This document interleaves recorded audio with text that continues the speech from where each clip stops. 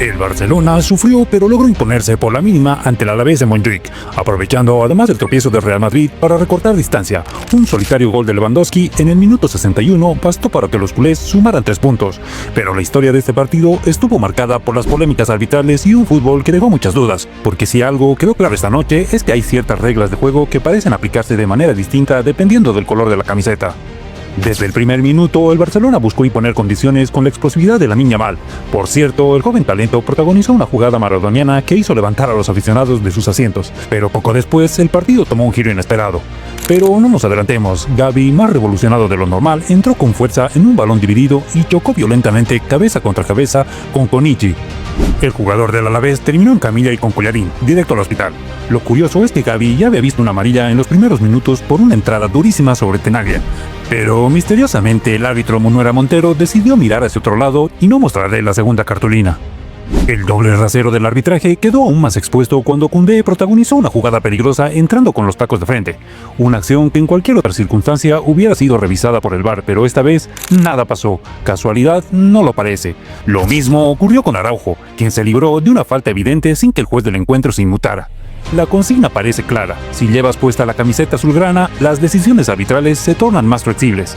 Pero hablemos de fútbol. El Barça no tuvo una primera mitad brillante, más bien lo contrario. La falta de claridad en el juego y la posesión inofensiva hicieron que el Alavés se sintiera cómodo en Montjuic. Flick intentó cambiar la dinámica con los ingresos de De Jong y Eric García tras el descanso, buscando una mejor salida de balón. El equipo mejoró y se volvió más vertical con Lamine Yamal como el gran protagonista en la banda derecha, y fue precisamente en una de sus tantas incursiones donde nació el único gol del partido. Pedri puso un centro al segundo palo y Yamal lo enganchó con una gran volea desviado por Tenaglia y el balón cayó en los pies de Lewandowski, que solo tuvo que empujarla para el 1-0. Sin embargo, el Barça desperdició varias oportunidades para cerrar el encuentro. Ferran Torres tuvo una clara, pero Bono respondió bien. Lamine volvió a ser determinante con otro centro medido, pero Fermín López no logró conectar el remate. Y cuando no matas el partido, terminas sufriendo. El Alavés se lanzó con todo en los minutos finales y estuvo a punto de llevarse un punto. Tony Martínez intentó una chilena que se fue desviada, y Eric García casi regala el empate con un mal despeje que Szczęsny tuvo que salvar saliendo con todo. Al final, el pitido del árbitro selló una victoria que pudo haber sido diferente si el Alavés hubiera tenido un poco más de acierto en el último tramo. Más allá del resultado, hay cosas que no pueden pasar desapercibidas. La permisividad con la que Gavi juega cada partido es simplemente escandalosa. No es sorpresa para nadie que es el jugador más sucio de la liga, y lo es porque tiene carta blanca para hacer lo que quiera.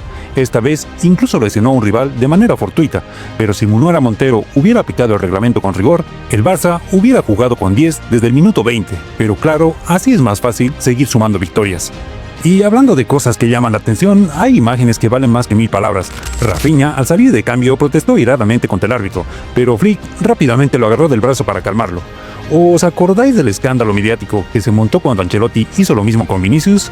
Aquí, ni una sola crítica. La prensa española es un mecanismo perfectamente engranado y todos sabemos para qué lado gira. En términos futbolísticos, el partido del Barça no fue brillante. De hecho, si comparamos sus números con los que tuvo el Real Madrid ante el Español, los blancos fueron mucho más ofensivos. Pero la diferencia está en que los azulgranas no les expulsaron a Gavi ni les señalaron jugadas dudosas.